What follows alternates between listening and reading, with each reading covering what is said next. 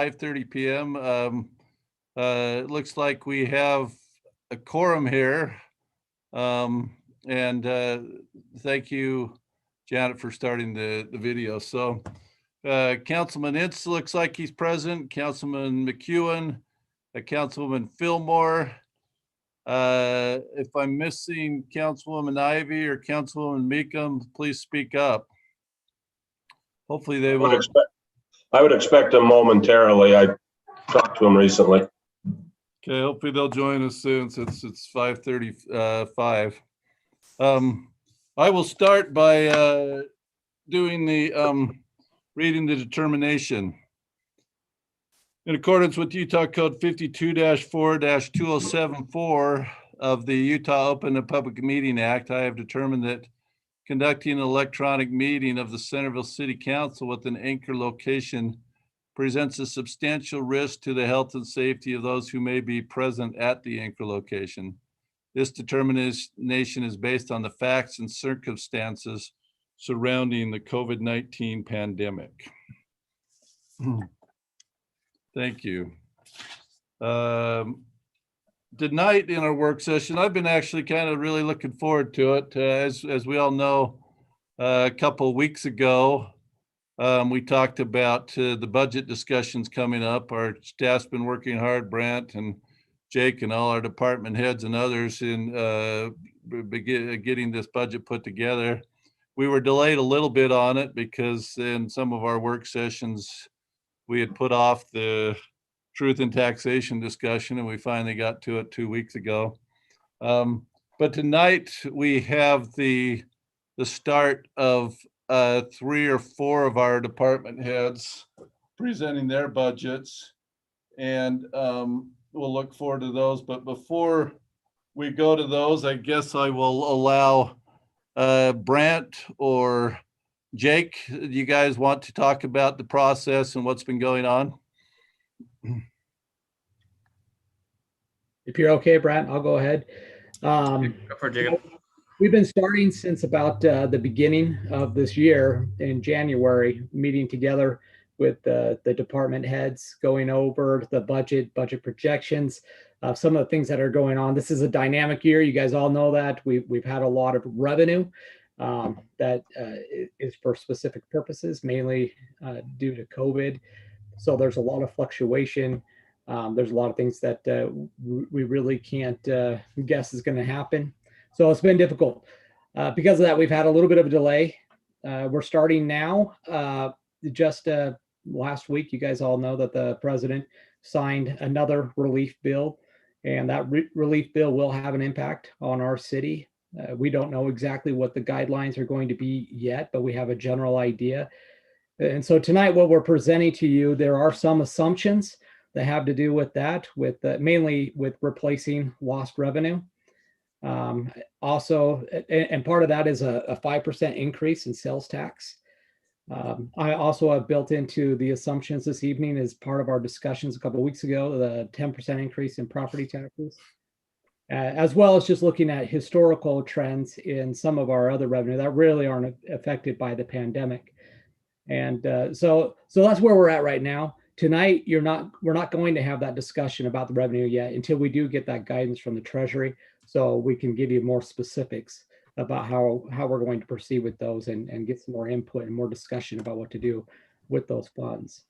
Now, before I turn it over to tonight, we're going to have Bruce, who's going to talk about parks, cemetery, recreation, and the building budgets. And after him, we'll have Lisa Romney. She'll present her budget.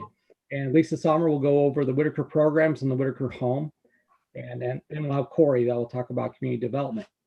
Now, but before I do that, I want to address the capital equipment and projects list. This is the list, kind of the summary of all of the new requests.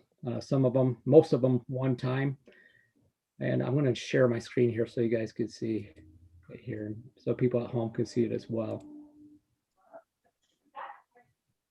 Okay. Can you guys see that all right? Do I need to zoom in at all, or is that all right? Zoom in. Okay here. Zoom in a little bit?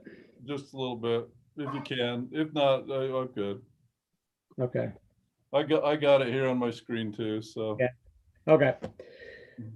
So what we have here are, obviously the description, what it is that's being requested here on the left. The department request, that's the amount of what we estimate will cost to provide that either the equipment or the project. And then based on the revenue that we have coming in, and we have had some significant increases in some of our operating costs, fire being one of those, just found that out yesterday. Our animal control has gone up significantly, and the department heads can tell you about their individual budgets where some operating costs have gone up in like water and shipping and vehicle or gas, those things. And then this is one that won't be included in the tentative budget, but there's a column here that's years deferred. This is just for our reference and discussion for the directors tonight and for our next meeting. That shows how many years they've been requesting this equipment or project, just to kind of get an idea where we're at. And then some notes if they pertain, an explanation of what's being requested or why there's that additional, that increase. Now, you'll notice at the bottom, and I'm just referring to the general fund at this point, you'll see here that there was a request for about 1.2 million in this capital projects and equipment. What we have available is in the general fund, it's about 450,000 to allocate to this one time. So we're off by about 750,000 compared to what's being requested. Just to give you a frame of reference, let's see, in last year, fiscal year 21, the council approved $760,000 through all the various amendments of capital equipment and projects. In FY20, so the year before that, council approved 818,000. So there's a little bit of a hit here, and it's mainly because of those operating increases. So with that, that's the summary that I'll give this evening. We'll talk more about revenue and some of the things that affect the city as a whole the next time that we meet, because hopefully we'll have some more guidance from the treasury. We'll have a better idea how revenue is working, and we can refine some of these numbers a little bit more. So with that, I'm going to go ahead and hand it over to Bruce, unless Brant, you had anything else you wanted to add? No, I think that's great. Thanks, Jacob. Okay. All right, Bruce, it's all you. Is Bruce on? Great. Yes, I'm on. Okay. Here, let me stop my share here. There's a green button at the bottom of my screen that says I can share screen. Yep, go for it. So let's see if it works. Okay.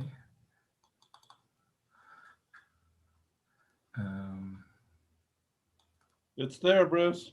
Okay, and here we go. Everybody see that? Yep. Okay, great. So yeah, as Jake introduced, they asked if each of us department heads would bring to the city council the capital projects and capital equipment that's requested for this year, and also any changes in the budget from the regular operating budget, things that have changed and maybe need some more explanation as to why some budget items have gone up in price. So I'll go right ahead. And the first, I don't intend, you've seen this is from previous years, but here's the parks organizational chart. And right smack in the middle is where I'd like to draw your attention to. Can you see my mouse? Yes. Yeah. Is the parks mechanic. The parks mechanic has been a limited position, and we're requesting to make it a part-time position that doesn't make a big budget effect actually, in wages and things that probably still stay about the same, but it does offer a couple of part-time benefits and makes the job, we're hoping, a little more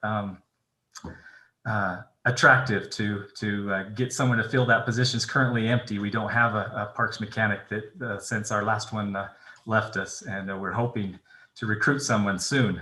So the good news is the city's saving money, not having to pay for a mechanic, and the bad news is we don't have a mechanic, and we need one. Next slide, capital parks equipment.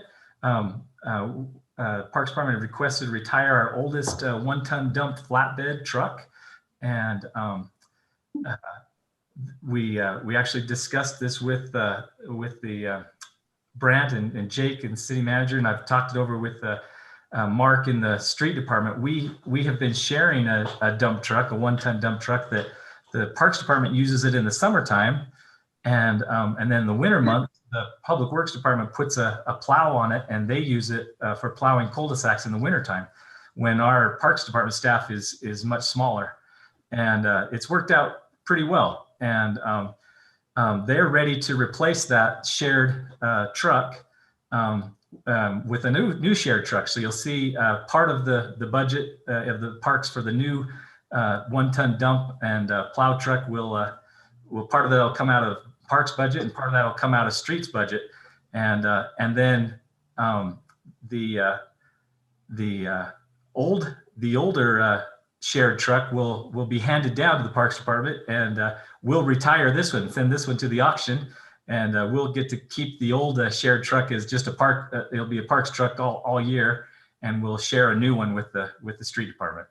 And that's a way we can both get the things we need and not have to spend quite as much money. Also, there's a picture of a backhoe there. That's Tyler West digging a grave a couple weeks ago, and our backhoe we trade out every 3 years, and that way we get to maximize the value of it, and keeps us from having to have an old piece of equipment, and they're able to sell us a new one at a government rate that is favorable to the dealerships, that they're then able to turn around and sell them for a small markup, but a big discount to other contractors and companies that are buying a slightly used backhoe. And then down there at the bottom, you'll see a 14-year-old utility vehicle that we have. In talking with Brand and Jake, that didn't make the cut. That's something we're going to put on the budget request again for next year, and we'll just keep maintaining it and keep it running, and hopefully we can squeeze it into next year's budget. Projects, our playgrounds, our rubber surfacing, and you can see here in these pictures, there's a picture of Freedom Hills Park on the left of your screen, and then on the top right is Smoot Park, and then on the bottom right is Porter Walton Park. The rubber surfacing, over time, if it doesn't get a conditioning treatment done to it every other year, it starts to break down. And we've done some patching and tried to do some things in-house, and realized we really need to budget to have this maintained every other year. And right now we need to do some catch up, where we do some patching and catch up and get it back up to where it just needs to be conditioned every other year. So that's a project that also, I think in the budget, it says zero, because Brant and Jake said, hey, we think we can go ahead and fund this right away in this current budget year, get these patched and fixed up, and that way it won't be a hit on us in the next budget year. And so it shows a request in a $0 amount, but that's because of being able to be able to fund it this year. Buildings, City Hall. I've got boilers there with the question mark. We were told a year and a half ago or so that our boiler was on one of our 2 boilers at City Hall was on its last leg, and we need to replace it, and they gave us quotes to replace it. Brad, can you remember how much they told us it cost for a new boiler? I think it was 60,000. Yeah, about $60,000. Well, we were able to identify what they were saying was the problem and do some repair work that we ended up spending probably less than $1,000. And we've got the boiler working great. And we haven't had any problems with it since we did those repairs on it. They're still saying that we need to plan to replace those, but I'm thinking we're probably still okay for a little while, and just know that that's something coming up that we might have to replace one of the boilers. Who is they, Bruce? our HVAC contractor that does the maintenance for the City Hall building is Carrier. And Carrier are the ones who gave us the quote on a new boiler and do all the maintenance. They're the only ones who do the maintenance on the boiler. It was when they told us it was needed to be replaced that I went and started taking a closer look at some things and said, hey, you know what, this isn't grounds for replacing the thing. This is just some repair work we need to make a better seal on the combustion chamber. So anyway, we were able to repair it and save ourselves, at least buy ourselves a few more years out of our boiler. Public Works, each year they've been adding a salt rack. This is a recent picture. It's got the newest salt rack. This allows them to hang the salters during the summer months and store them outside so they don't have to be taking up their shop space. And they are requesting one more salt rack, and I think this is the last one. That with these 4, that they'll then have what they need for those salters. Replace the south driveway. This is the south driveway entrance onto the Public Works. I took a quick picture up here in the upper right corner. You can see where the concrete is broken down, and there's been you can see there's a different color section where it broke down quite a bit, and they actually cut it out and replaced a section there. And there's another little patchwork in another place, but that's one of the things that we've had on the agenda for a few years that has finally come up, in the 3-year projection to this coming year is the year we're hoping to replace the concrete into that driveway. It takes a lot of heavy use, a lot of heavy trucks that are going in and out of there all the time. And so that's important that we keep that driveway in good condition. The fuel management equipment, it's also something that did make the cut. It shows zero funding for it, but this is the second year the Public Works has asked to do something to improve it. It's basically the way of managing the fuel tanks and which department is using which fuel and how much and when and regulates that sort of thing. So that's something that's still limping along and working, and so we decided we'd put it down at a lower priority and look at some other options of dealing with that issue maybe next budget year. The shop pit floor repair, I think it was listed at $8,000. We actually were able to go ahead and just get that done. We had a contractor that was available. We got it broken out and replaced. There's a picture of it. It's all finished, and it ended up being much less than $8,000. I don't have the exact numbers, but I think it was closer to $5,000 that they were able to go ahead and get that work done and not have to worry about putting it onto the next year's budget. Parks and Rec shop, couple of things were requested this equipment lift. This is the second year we've had that requested, and it also did not make the cut. It's a lower priority that we'll continue to look for in the future. But this picture down here at the bottom is of one of our overhead door openers, and each year we've been replacing 2 of the 8 overhead door openers as they've started to wear out and break down. And that did make the cut. So we will get a couple of door openers. Couple of other things in the budget that have risen, the costs have gone up on, and irrigation, Weber Basin. We haven't actually got our final numbers from Dual Creek. That we haven't paid our Dual Creek water bill yet because they haven't given it to us yet. They wanted to re-audit the properties because I found some errors and some things that I wanted them to look at, and so they're still in that process and have not got back to us. But I'm confident that the price is probably going to go up.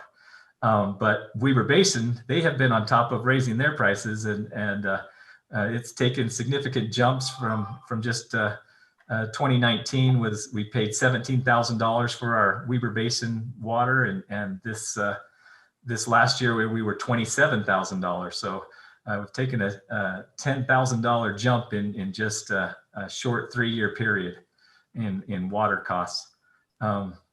Sewer costs have also, you probably all noticed on your own home sewer bills, they all doubled and then they doubled again. So all of our restrooms and all of our parks all have sewers now, thanks to the new one we just put into the Island View Park. So our sewer bills have taken an increase. Shipping costs have gone up, and this picture here is, we just got this delivered to us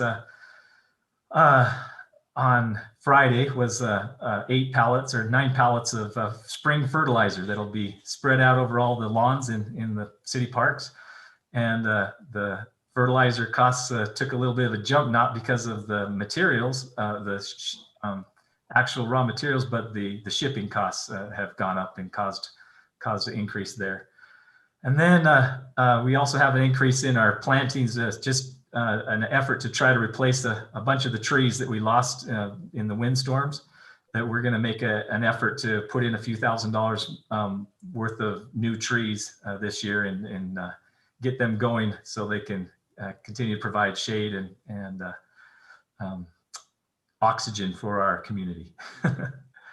And all we need is a pot of gold, right? This is a picture I took at the Centerville Walmart last year on St. Patrick's Day. I found a leprechaun, and so I don't know where he lives, but I think he works at Walmart. So if we need a pot of gold, maybe we can go track him down. Are there any questions? Yes, Bruce, help me out. Just clear some things up.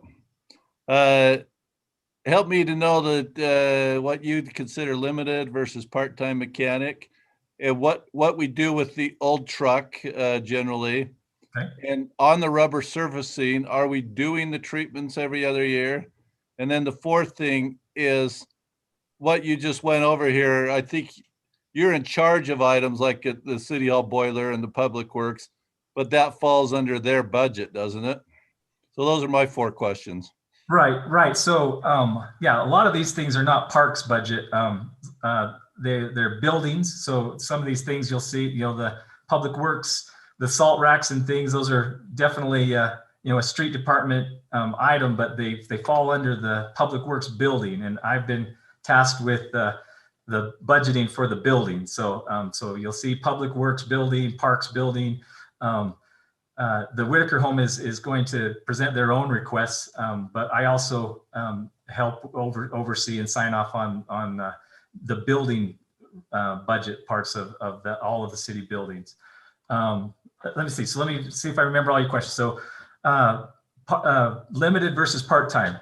A limited employee is mostly, they're mostly seasonal employees. They are limited in that they a seasonal employee can only work so many months and then has to be laid off. Or if they are year round, they have to be kept below a certain number of hours every year. They cannot work more than a certain number of hours. And a part-time employee also has a limit on hours, but it's year round. And by being part-time status, we don't have to lay them off. We can keep them year round. And they also, and that's the change in the budget, is they also get what they call part-time benefits. So they get half of a holiday. Every holiday that the city has a paid holiday, they get half of that holiday paid. And they get, and that's been an issue. I just for an example, we've had a mechanic and we've been treating him like a part-time employee, in that we have him working year round, working regular hours. But then when we all get to take a paid day off for Veterans Day, he doesn't get that day off. Either he has to come in or just take the day without pay. So this would make it a little more equitable within the department, that we don't have some employees that are getting the benefits and others not. But by keeping it part-time, we can also keep the position very flexible, and that's attractive to some skilled mechanics that we might not be able to afford their experience, but by offering them lots of flexibility, they still are interested in being our parks mechanic. So that's part of the reasoning behind asking for that to be upgraded.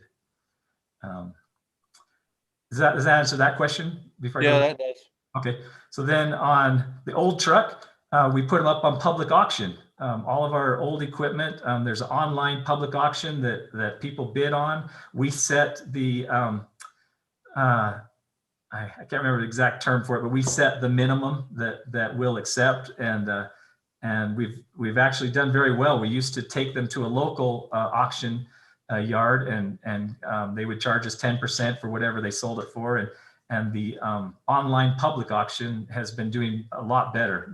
They've gotten quite a bit better value out of their used and old equipment, and so that's what will happen with the old one. And was that the only question you had with that? Yep, that was it. Okay. Last one is on the rubber surfacing. If we are doing those treatments every other year, like you say, I'm We obviously are.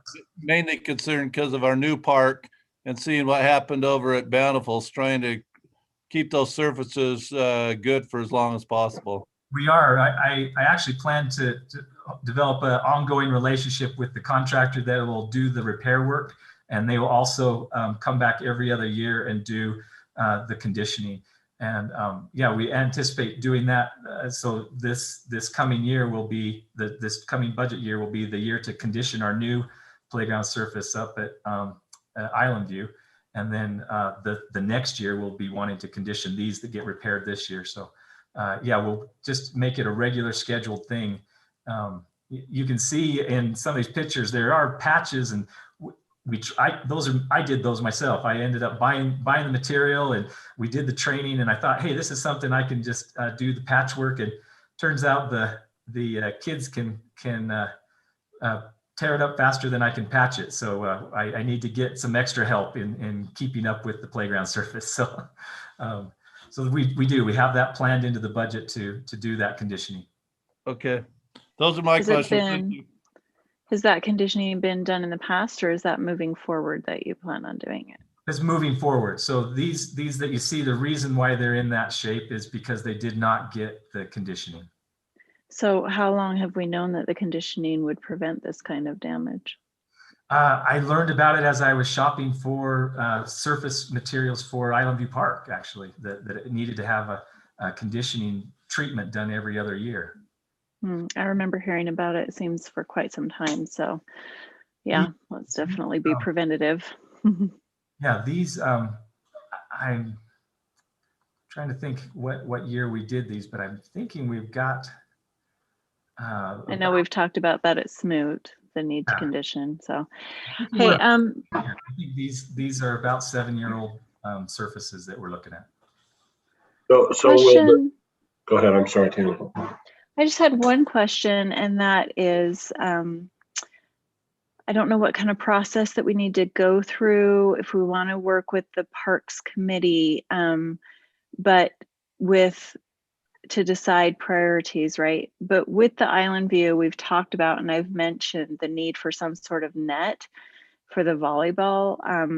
You know, I feel sad that I think people who are going there to use that volleyball court are probably really enjoying the idea of it, but then maybe are getting so frustrated that they're not going to try again because they spend the bulk of their time chasing the ball down the hill.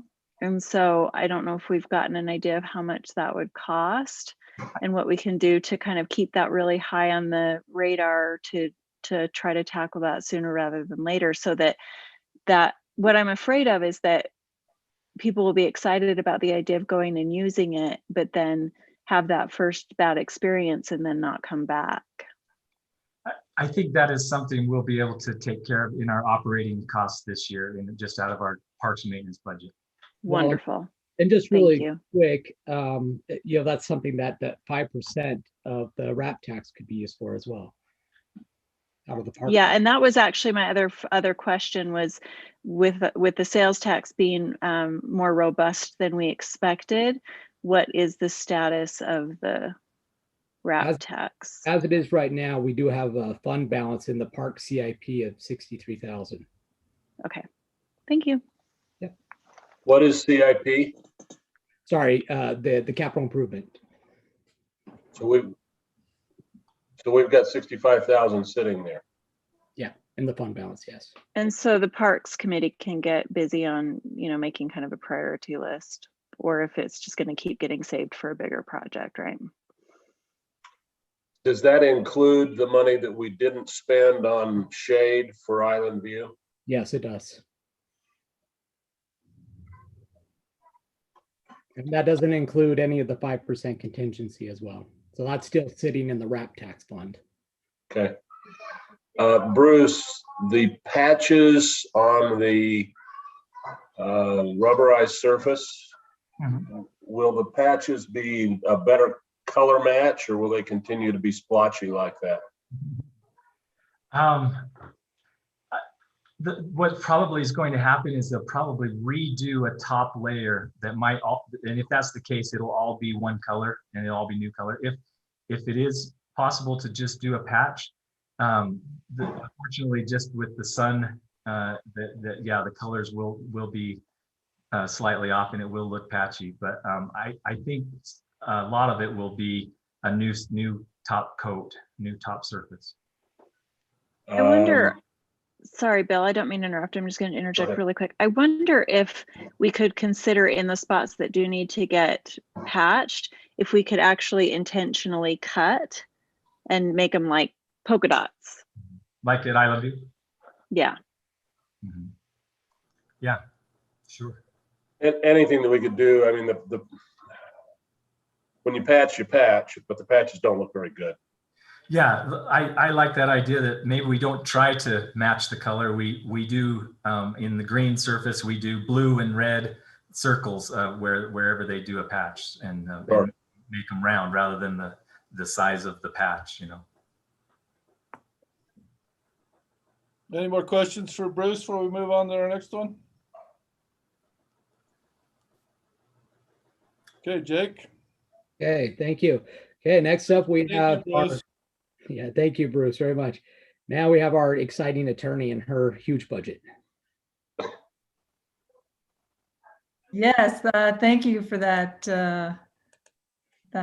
introduction. Anyway, I do appreciate the opportunity, though, to talk to the council each year about the budget. It's not a very big budget, but you know, I try to stay within the bounds. So I thought I'd start with a little humor and a little seriousness, but this was kind of a funny cartoon that is taken from a Thomas Edison quote that you probably know better, but it says genius is 1% inspiration, 99% budget allocation. So, you know, there's always truth in the humor, and this just reminds me of the budget training that we had some years ago about how this is the council's opportunity to really prioritize your goals and to put the money and resources behind those goals that you'd like to accomplish or you'd like the departments to accomplish. So anyway, I like that one. Okay, so my attorney budget. I don't really have a lot of capital costs to talk about. We usually do the computer things now in a larger pooled budget. So anyway, I just have about 9 things. 5 of my line items here are staying the same. So I've got the Westlaw and a Davis County subscription. I don't have any hard books. These are all online subscriptions. And the filing fees and costs, I always put $100 in the budget because we are required to file anything with the court electronically. And rather than having an annual subscription, I just pay every time you have to file something, and I never know when we're going to have to file, but you can see I didn't use any for this year. Also, mileage reimbursement is the same. Didn't use anything for the last year. Office supplies is the same, and the cell phone reimbursement is the same. There's 4 line items, however, that I would like to request increases. One is in my membership fees. So I pay about $500 to the Utah Bar and $200 to the Utah Municipal Attorneys Association. Those are the 2 professional associations that I'm in. And but this year I signed up for the SHRM, which is the Society for Human Resource Management. And that's been really helpful with all the COVID issues and all the research, and they had a lot of great articles. So I'm grateful to have had that. I don't know if it's going to be an ongoing thing, but I thought I'd like to do that for 2 or 3 years and, you know, just try to emphasize their weekly newsletters and things like that. And they have a great library. I'm also requesting a little bit more budget in the training and education. So as you can see, we didn't really do much. I'd like to make up for that. In 2020, we didn't do a lot of training, but this year, usually I only have enough money in my budget to go to the Utah Municipal Attorneys Conference, which is every year, and that gets me all of my continuing legal education.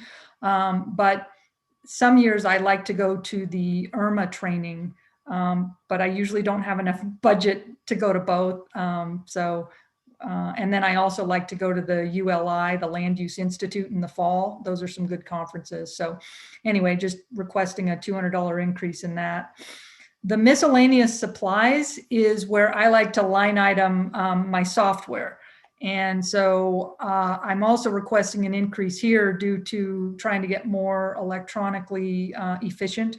So I did get the Adobe Pro package, which I've really been enjoying. I can, I can't necessarily edit, but I can combine documents and things like that and sign. And then also the DocuSign. And the DocuSign's about $200 a year. It's already paid for itself in efficiency. So I love that program.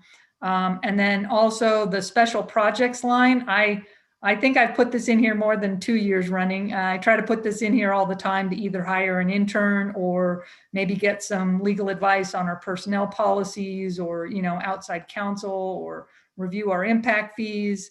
Again, with some of the late costs and operating costs, I think this has been eliminated, which I'm fine.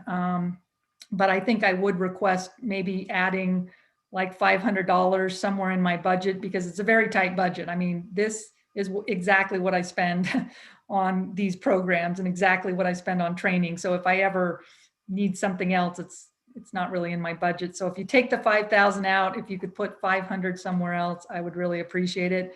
So with that, these 4 items were going to increase my budget by 5,750, but I'm fine just going with the 750 plus 500 or even 1,000. But those are my requests. I think 2021 and 22 are just going to be catching up and recovering from the 2020 COVID and getting back on our feet. So I don't have a lot anticipated in here. So I'm happy to answer any questions, but that's... You shouldn't unsell yourself.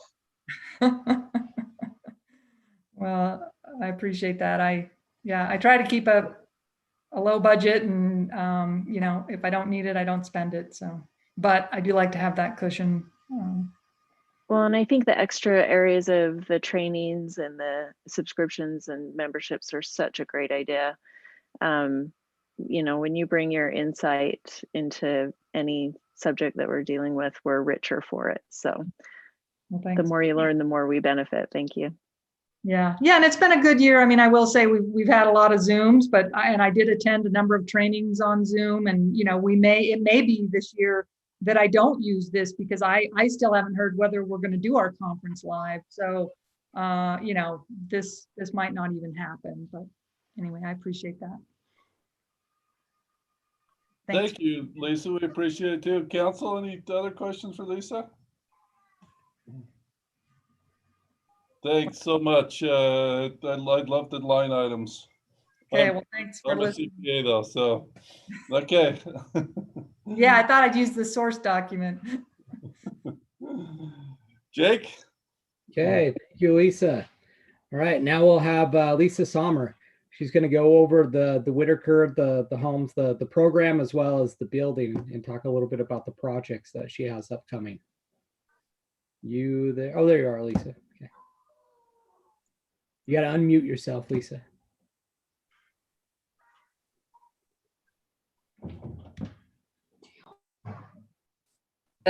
All right. Are we there? Can you hear me? You're good. Okay. So Jacob, you just want me to go over we don't need to do the operations. We just need to go over the program and the project. Is that correct? Yeah, just stick with those things. We'll be good. Okay. Sounds good. underneath the programs, you will see $1,000 for completion of the organization and archival filing of the records we've been working on for the new archive room. And are asking for $1,000 to finish that up in FY22. We have a historian who, it's all on this paper that Janet's putting up.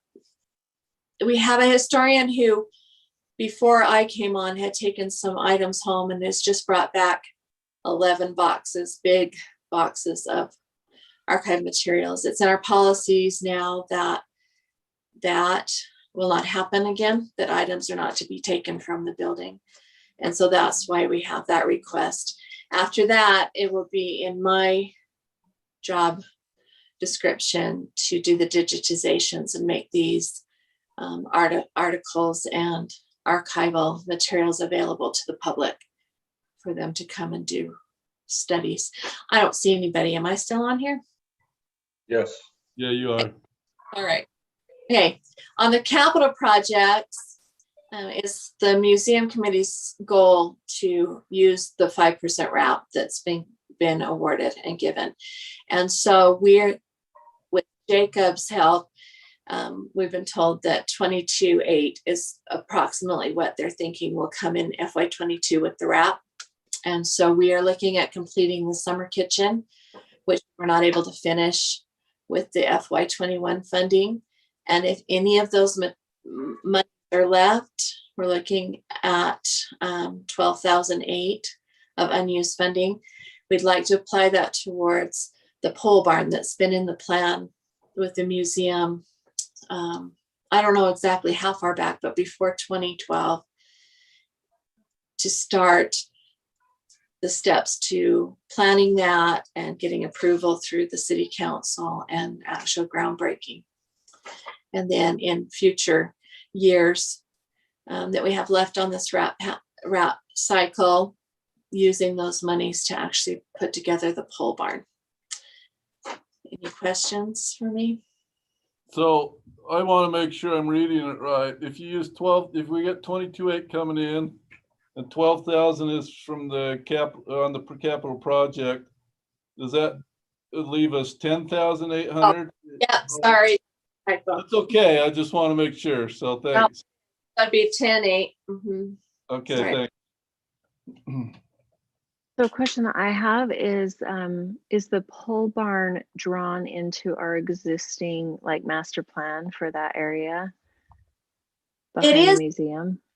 But on what Jacob has shown me, I do not see it on there. But as far as going back and looking at all the written that they've discussed since I've been involved, it's always been in the scheme of things in that 5. I don't disagree with that, but when we're actually going to, consider doing a structure, I'd feel really strongly that it would need to be part of a drawn out master plan for that area, especially where we have now acquired the property, and the plan that we do have on paper is from many, many years ago, and it's probably due to kind of reevaluate. And so I just want to make sure that we have the entire big picture of what we want to have happen with that space in place before we're actually putting new structures up, to make sure things are in the place we want them to end up being in. Correct. That would be the first thing to do with whatever funds are here. Lisa, I think it's important to mention that the pole barn is not just a structure. We've got artifacts that are sitting out in the weather in back of the museum. The wagon and the hand cart. It's taking a toll on the value of our artifacts that we don't have a way to get them out of the weather. So it's really been on the priority list for the museum for longer than I've been on the council, to have a pole barn and be able to shelter those from the weather. Yeah, I don't disagree, and I don't disagree with prioritizing it. But just wanting to make sure things are done in the right order. Thank you. Is the pole barn period accurate? A barn is period accurate, yes. I understand a barn is period accurate. Is a pole barn period accurate? Maybe the pole shouldn't be on there, but a barn, yes, it is accurate. this would be a structure that would allow us to not only house and cover the wagon and hat park, but as our storytelling and our events have grown, we could hold those out in this building as well. I'm not at all against a barn. I just would like, I think that if we're going to do this, we should do it right. And that means that it should be period accurate for the house. Yes. And I don't remember seeing pole barns on old farm projects. I'm out of town right now. And we went by the Jacob Hamlin home. They've got a barn. They don't have a pole barn. And I think we should, I hear what Stephanie said. It's important to get stuff out of the weather, but I think it's also important to preserve the character accuracy of the property. Yeah, and to Lisa's, mentioning of events, right? We want to really make sure that we have the whole scope of what might happen in that space, right? I mean, I personally am kind of excited about the idea of this whole city complex and what we could do with that. And so I just want to really make sure we get it right, which means it might be more grand than what we would do if we did it in a rushed way. So. Absolutely. I lived on 100-year-old farm 40 years ago, and my barn was full basement because of the slope of the hill, and because of the slope of the hill, 3 sides were exposed, or what were not exposed, and one side was exposed. And to me, that's very period. I mean, it literally was 100-plus-year-old barn when I lived there. So yes, I think we should do it, but it should be period accurate is what I'm saying. I think Bill Rigby has a good example. I think across Main Street's another good example. So yes, we will definitely go through it in the proper order and bring it to the city council. So what I'm requesting is that whatever funds are not used out of this 22.8 that we're estimating, that can be used towards getting those plans going. That's the kind of a thing that might be worth some local fundraising and whatnot, that you could really potentially get the community behind. We've got a foundation. I think it's at least worth thinking about. And it might accelerate it. For general funds, we're using the 5%, the wrap. I understand, but if your whole project is, and I'm probably more than this, but $50,000 and you've got 12, and we were to do some kind of a community project to raise money, you might be able to do it much sooner.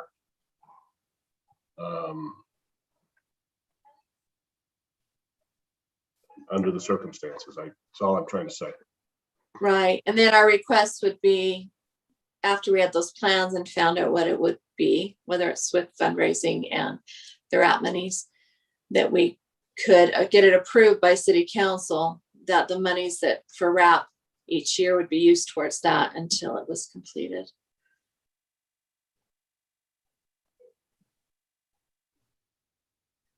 Okay, and thanks, Lisa. Any other questions for Lisa?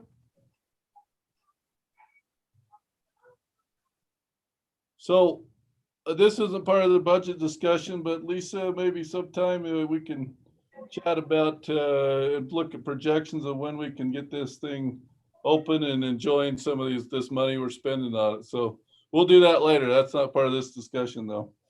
Okay. Thank you. Thank you. Thank you, Lisa. All right. And then last but definitely not least, we've got Corey that will be talking about community development and presenting his budget, some of his requests. Always the least. The planner is always the least favorable in any circumstance. I didn't prepare long slideshow to you. I'll just bring up something when we talk about some capital projects. Just so you know, in my budget, we have 3 sheets that cover it. We have the general operation of the Community Development Department, and that includes the in-house employees, their salaries, benefits, our operations for, publication, postage, books and subscriptions and things of that nature. That operate community development, I don't see a big change in their budget sheet. We also have a second budget sheet. That's the building services. I do think, if I recall, you see an increase amount that we're predicting. We've taken our last quarter's monthly expenditures and bumped that up a little over 50,000 to cover for the following year. As you know, we collect fees along with plan review fees for the project. This is what we fund our building inspection services with. And so if we do go above that amount, we would come back for a budget amendment to look at those collected fees and make sure we can pay for the services. So you shouldn't see any deficit coming out of any other funds other than what we collect in fees. We typically do not expend more than 50% of those collected fees on average. So it's just an increase to reflect how much we think it's going to cost us this year. We do have to buy the new 2021 IBC codes. And so we've budgeted that books and subscriptions to be able to buy those. We have to have 2 copies on city file. We usually buy a hard copy, and then we have electronic copy is what we're required.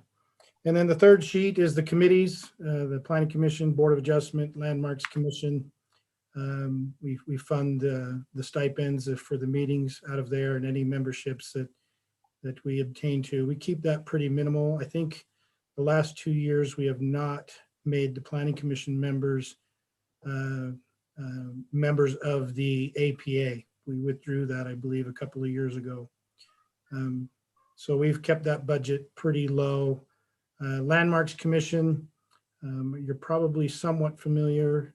We do not have a full operation committee for the Landmarks Commission. So we brought a project to you as a city council in replacement of that because you retain that authority that was granted to the Landmarks Commission. So we can have a further discussion later about the Landmarks Commission and what to do in that situation. So those are our 3 generalized budget sheets. I'm going to share with you, I think, what Jake has put out before. Hopefully you can see that. We're on the bottom end. So here's community development just before the subtotal general fund. And we have 2 items that we've talked about, and I think that's why I'm showing this to you. So as you can have some discussion on what you're thinking into the future. As you recall, we've probably talked about a general plan update in the times past. I think it's only been budgeted as an idea a year ago, and I think we talked about as upwards of anywhere of potentially $100,000, and that's kind of a ballpark if we were to holistically rewrite the entire general plan. We are fairly out of date with the body of the general plan, not so much the different neighborhood plans. We've kind of fixed a few of those, band-aided a few of those, but I don't see in our neighborhood plans that we are going to change much unless you see a vision to change our single family areas, because that's mostly what we have. Our one larger area that is covered by its own neighborhood is the West Centerville plan. And hopefully you're familiar. We went through a process a few years back. We've kept it an ongoing goal to update that plan and see where we're at. So I think where we're really lacking in the general plan is in the body. We're not doing as good a job as the state statutes require us to do.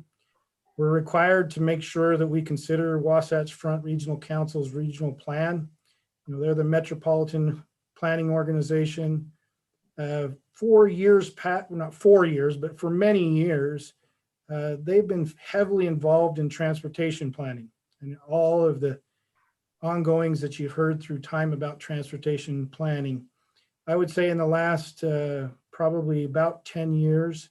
There's been a greater emphasis on Wasatch Front Regional Council to start looking at everybody's land uses in the city and coalescing them into a vision. You hear this in the Wasatch Front Regional 2040 plan, the Wasatch Front 2050 plan.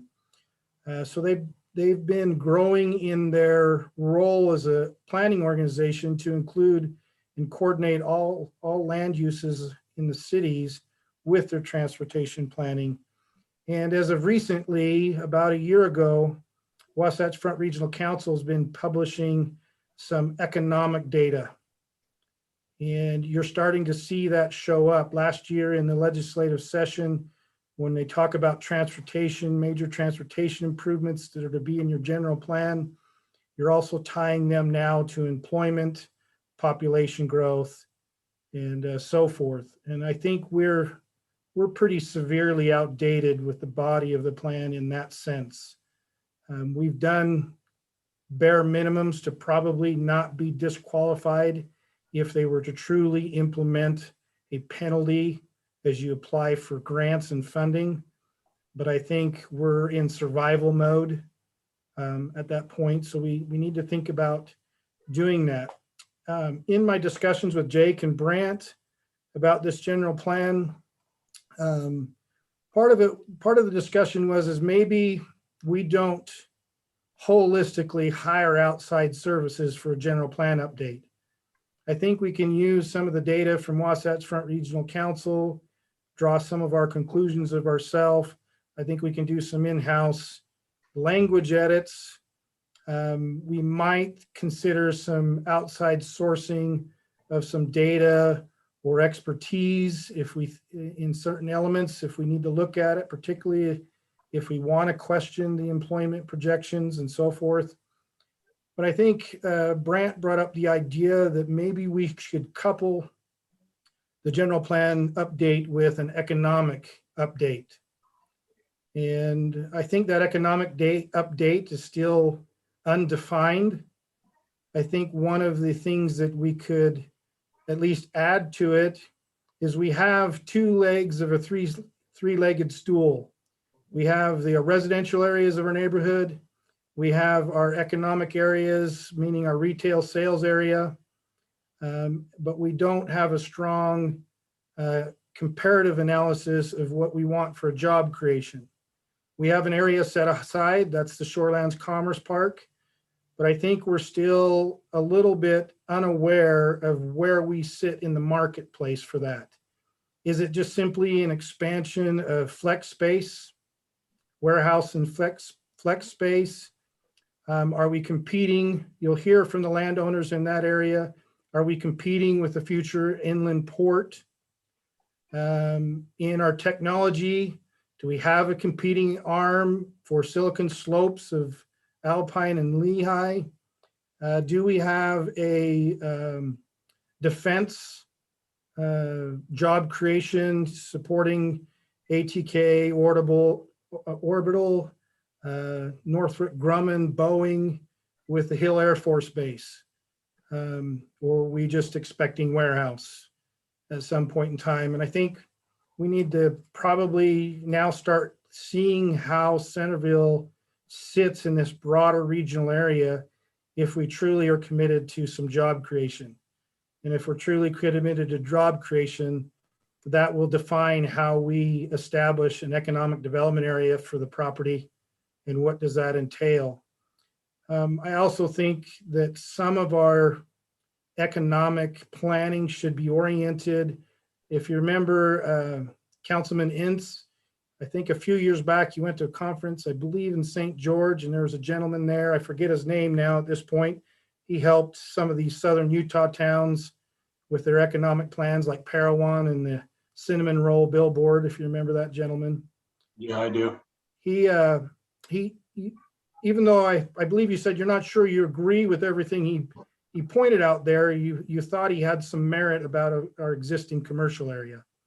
And I think that's something we need to keep in mind as we're seeing some of those changes. So one of the ideas is that we could maybe kind of do a joint general plan update, hiring some expertise where it's strategic, using staff internally with that, but expand it also to some experts in the economic field. I think that bill is probably more than $50,000.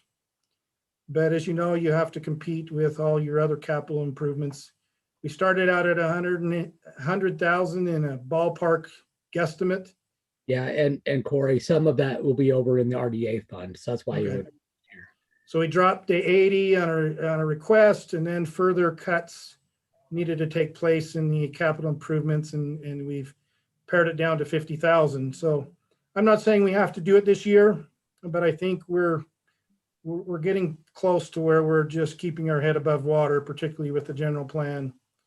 And I will say this because I get in trouble every time I say it. If you do not grow, you die. Growth is relative. It's not all about density and housing. It's about economic vitality in a marketplace. But I think we're starting to see some deterioration signs in the city. I think we're still strong in the economic model, but I'm perceiving from my point of view, we're starting to deteriorate slightly. So we need to put something into the future to keep us viable as a city. I don't want us to be in Syracuse City where we lost R.C. Willey, which was 50% of their revenue to the city, to Layton. So that was a big hit to Syracuse, and they're trying to figure out how they're going to deal with that tax loss. So I don't want to cry emergency, but I think we should be thinking about it. The second item is really a nebulous item. 4,000 we threw out there because our civic review for our business licensing and our community development applications is about 4,500. I know that West Bountiful just signed on with iWorks. iWorks is a building permit review system.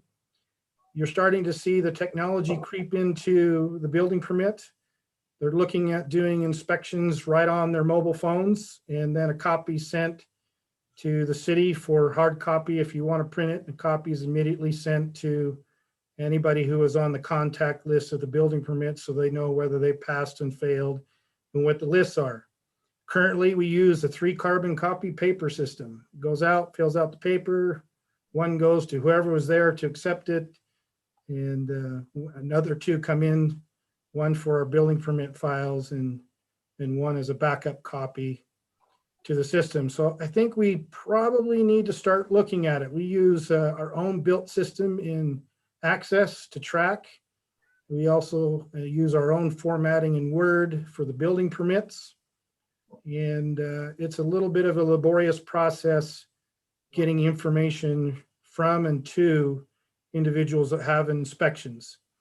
And I only bring this up because I think we're potentially falling behind the times in technology. Are we at a crisis? No, we've got a very good paper system going. So it's good from an information standpoint. It's terrible from a dissemination standpoint.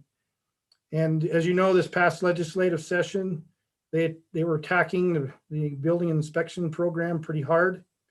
Utah League of Cities and Towns and others lobbied pretty hard.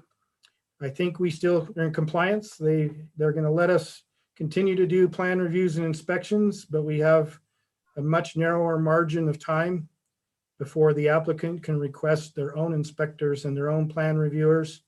It's a 3-day period. We provide, I'd like to pat city on the back as well as maybe myself a little bit.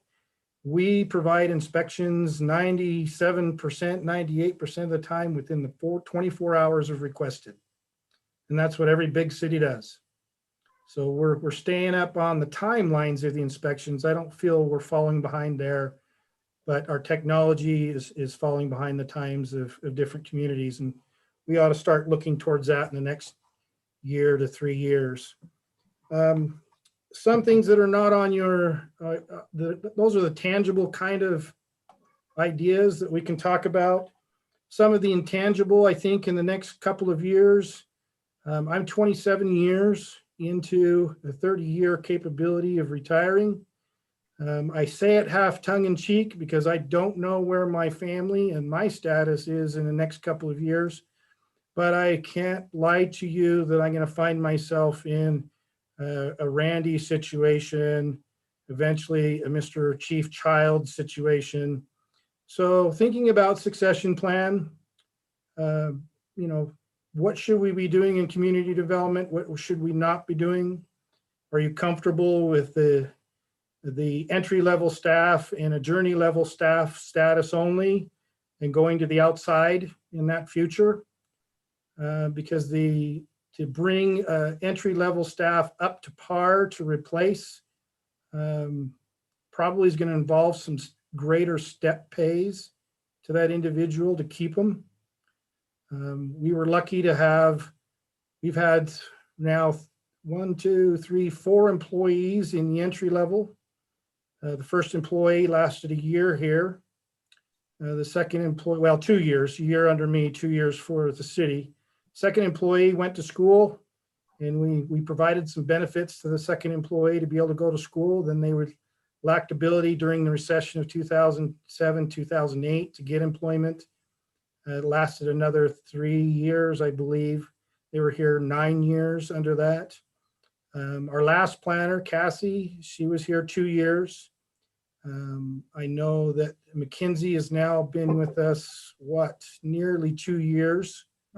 And I can't speak for her, but I don't think that she'll be here for 10 years or another 9 years if there's not something that might make it worthwhile to incentive. So I predict at the pay level within the year, I will likely be training a new employee. And if you're fine with that, I'm fine with that. If you're okay with going with the outside and bringing somebody in and keeping the Community Development Department succession plan very simple and easy, by all means, I'm not going to talk you out of it. We've done it for now 17 and a half years almost. So we can keep doing that, but I just want to remind you of that so that your eyes wide open as you go into it. The last item, just to quickly cover, I sent a request to the mayor and Brandt, and the mayor responded. The Planning Commission is interested in having some type of meeting with the council to discuss some of the planning goals. And, you know, they've held off on some of the major ones because of COVID and did not feel comfortable that some major decisions are being done through Zoom and would rather have some face-to-face meetings or open houses or some checks and balances with the public. So we've delayed a lot of those major ones for this past year. But I think we have enough going that we probably ought to sit down somehow and see if we can reach some common goals for them to focus on.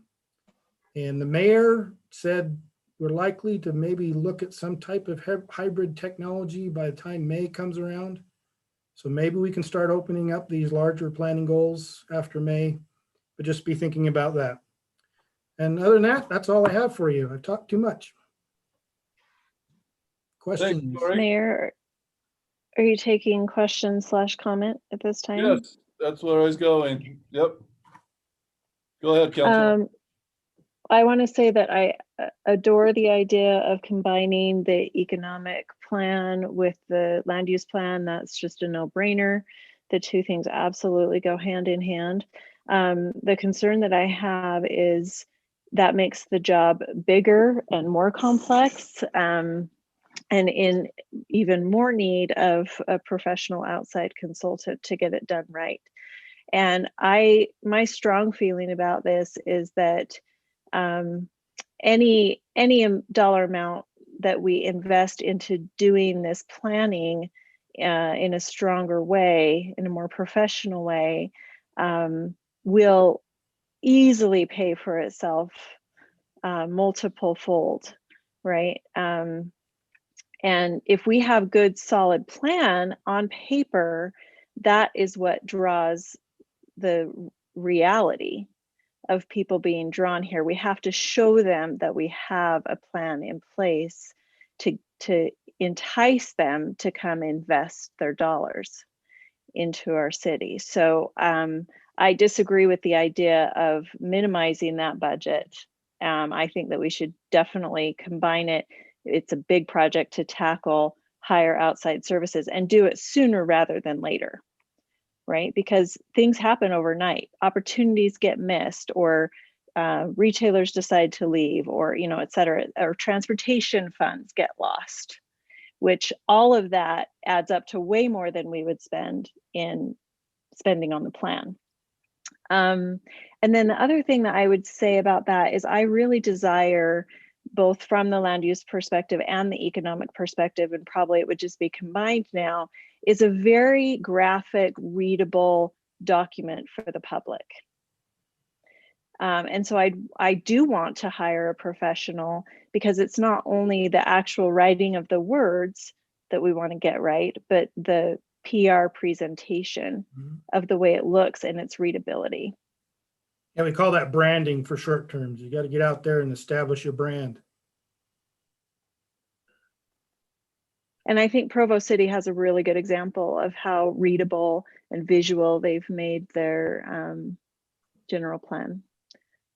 So Councilmember Fillmore, to Other answer cities. your question, we've actually moved part of that, the economic development side to the RDA fund. It's definitely qualifies for RDA funds. So you'll see in the budget later on that there are more funds over in the RDA to also support this effort. So the 50,000 you see is more focused on the general plan side, but we'll also have funding in the RDA to support that same effort. Again, my hope is we find a consultant, and they're out there, that will be able to accomplish both, because we want the message to be consistent. Jacob and I have also discussed the idea of potential branding that could also go on with this, looking at, again, I'm not proposing it right now, an update to our logo, even if it's just a minor update, addressing colors and keeping the logo the same, but more importantly, just getting the message and the branding out there if there is some sort of model or slogan or something just to update where Centerville is. So there are a number of things we're discussing in that area. So you will see more. So Corey, I had a question as well too on that general plan and economic plan. I talked to a council person recently in another city, said they were redoing their plan, and rather than, I just want to get your feeling on this and the council's feeling, rather than maybe hire a consulting firm, they talked to me about that there's a lot of people, maybe like yourself, that are just 3 years from now, if that's when you retire, just barely out of the business, that you can hire as a limited or a part-time, using Bruce's terms, employee to help you to do that as well too. Are there a lot of those type of people out there? Is that something to look at as well too? Yeah, we talked about that. Brent and I and Jacob talked about that. That's kind of why we propose this hybrid. Is there's some strategic things that can be done in-house, and maybe there's certain specialized areas that we can go to and find an individual that has a little greater capacity in that area. I think that the hard part is framing that out there, because if you just go out with an advertisement and say, we'd like to do this, you're going to have consultants all over the place at a fairly disciplined high price, but I'm not sure that they're going to necessarily bring you a better working document. It's more of a shelf document and an idea, but a better working document. But I think we have to help frame what we're trying to put the parameters around of what we don't have to frame the outcome. We just have to frame our parameters, and we can go out there. Now, you ask, are they out there? Well, I think the COVID has really taken a hit. The consultants that have retired, that do survive, are hooking up with helping the MPOs, presentation and conferences, trying to sell some of their services to help cities out. But it's taken a real hit. This COVID year has taken a real hit. So there's been probably a reduction in force, and we're starting to see bids narrow to FFKR, CRSA, and others. And then CRSA and FFK sometimes will go out to, like John Jansen does his own consulting, but he's been helping Wasatch Front Regional Council and FFKR to do some of their work. So one of the most important things from all of this, thanks, Corey, great description of what we're talking about, is just making sure that we have consistency. One of the issues I've seen in general plans, and maybe Corey can confirm this, is if you do certain elements at a time or one every year, you just lose that consistency in the plan, and it's no longer, and we want to make sure we address everything all at once, so we have the same message, and there's nothing conflicting in the plan, and we just want to make sure it works together. And anyway, so we don't have those conflicts potentially in areas in our plan. So Thanks. So Brent and Jake, question for you guys. I think we're done with the department heads that we're presenting tonight. We're going to have more in a future meeting. Are you going to get to us a couple presentations tonight? They were all great presentations, by the way. Thank you, everyone. But the couple presentations, I don't have the breakdown of what the costs are, all their costs in their department. I mean, I'm assuming we're going to get that, right? Yeah, and we're just waiting more on the revenue numbers to get you that final document. Yeah, you're talking about the line items, the specific line items. Yeah. no, that's not bad. We can get you the line item right now. Just understand that it's definitely a working. It's not even really a tentative budget at this point. It's a working draft. Absolutely, that would help in these conversations for sure. We'll get that to you today. Okay. Well, maybe tomorrow. Give Jacob. There are a couple of things I've asked him to tidy up just a little bit, so we'll get it to you tomorrow. Well, we're about 10 to 7. Is there anything more, Jake and Brent? Well, I just wanted to mention what's coming next week, or in a couple of weeks. We'll be talking about public works and police. Yeah, those are two more really big ones. Hopefully, if we have time, we will also talk about some of the more general that affect the city revenues as well as personnel. I'm still waiting from our broker to hear what the increase, if there is increase. Yes, there will be an increase in our medical insurance and dental. See what that's at. So we still have more of a realistic idea of what we're working with. So that's what we have to look forward to in a couple of weeks. And Mayor, I'll go into a little bit of detail since we have a couple of minutes to discuss this $1.9 trillion COVID relief rescue bill that was passed. And some of the uncertainties in our revenues. What you'll see in our revenues, I know I had stated in the past that we plan on being conservative because of the economic uncertainty in the for next year, and we don't know what that's going to be like. But also in this plan and what we've learned from the Ferguson Group, which I will, again, a shout out to the Ferguson Group for keeping us informed on all the discussions going on in DC. We know that we'll be eligible for $1.9 million of this COVID money. It has different restrictions and guidance to how we can use it than in the original round of the CARES Act funds. One of those is lost revenue. And we're not sure what that actually means yet, how we account for that. So what you see in the budget for our revenues is anticipating a 5% increase in our sales tax. We had a 7% increase, I believe, from, is it 17 to 18 or 18 to 19, Jacob? And so we've kind of tampered that down to 5% for this fiscal year and 5% for next fiscal year. And if we don't make that revenue, then the idea is we could tap into those funds, talking about our last revenue. We just don't know how that funding mechanism works and how we tap into those funds. We got to wait for the Treasury guidance. But as of right now, we have built a 5% increase in our sales tax for this next fiscal year. And that's what we're basing this off of. Also, we saw a $100,000 decrease in our court fees, $400,000 to $300,000. So Jacob's put $400,000 in that line item, understanding that the realistic revenue might stick around the $300,000 point. But again, this is where it's going to get a little complicated, and hopefully we'll have some more guidance in the next couple of weeks. Also, with those funds, just so you're aware, it does have the ability to use those for COVID-related projects, just as the CARES Act was. And there's another kind of nugget in there that we'll be exploring a little bit more, and that is water infrastructure projects will qualify under the use of this funds. I don't know what that exactly means, but there might be some ability to use some of these funds for our green steel tank replacement. So again, we're just waiting for some guidance on how we can use these funds. Any questions on that? Okay, great. Thank you.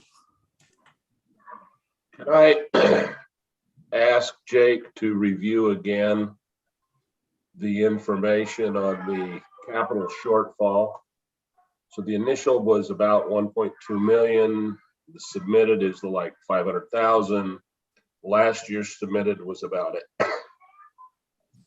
800,000, as I recall. Right. Explain again that $300,000 differential year over year.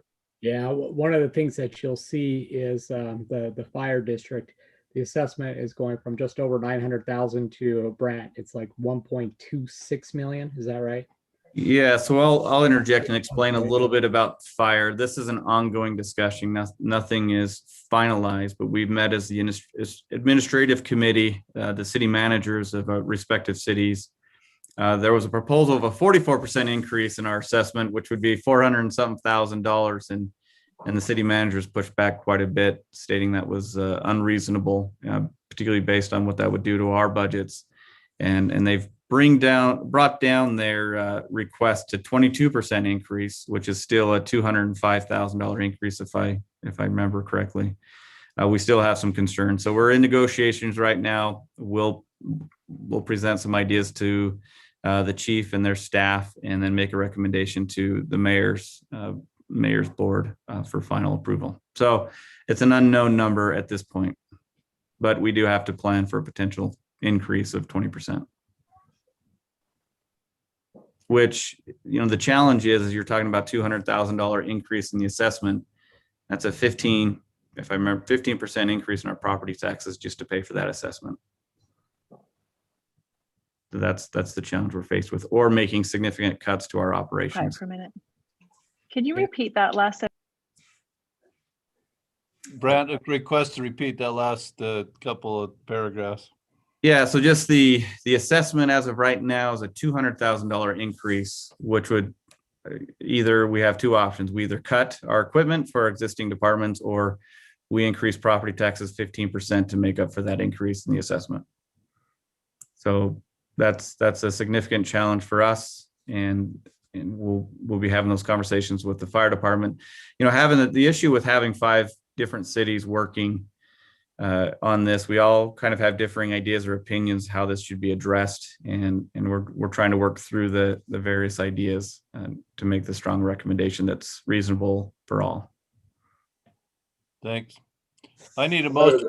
What are the primary cost components of the? You have a lot of capital equipment requests, brush truck, things like that, the typical requests, but also there's an interest in hiring with the 44% increase, 3 FTEs to assist with training, just kind of beefing up their administrative staff to support the growing fire department and their staff. They're not unreasonable asks in terms of just trying to be as efficient. It's just financially a big jump like that is a hard thing to do. So we've asked them to prioritize their needs, and we'll go from there. Am I remembering incorrectly that the capital improvement costs were supposed to be part of the district's tax? Yeah, so there's complication. That's part of the complication. Gary Hill and I had a conversation yesterday. I expressed my concerns about the budget, but we discussed, and he informed me a little bit more about the agreement with the property tax. The primary purpose was the 23 employees that were hired, firefighters that were hired. That's what the property tax was meant for, as well as various capital improvement projects. So we are making sure that property tax is accounted for properly, because it needs to make sure that's property tax supported, and everything else is assessment. So we're making sure we're separating the two as we go forward. Honestly, we need to simplify the formula on how that works, because it's complicated every year when we discuss the budget and how that the property tax impact was to the budget. So. Well, and when we decided to do the district, I believe our understanding was that future capital improvements and capital costs would be done through the property tax levy and not through the assessment. And assessment would then be the ongoing operations. So you hit the nail on the head on one of the differing opinions of the city managers and how we would prefer to approach increases, whether it be assessment or property tax or a combination thereof. There's nothing set in stone saying that's the case going forward, but there are differing opinions how to approach these increases right now. So we're working through that. Thanks, Brant. I need a motion to adjourn. So moved. Second. Great. All in favor? Aye. Let's see. Start. Take a little bit of a break, and let's start about 7:05, something like that. Thank you.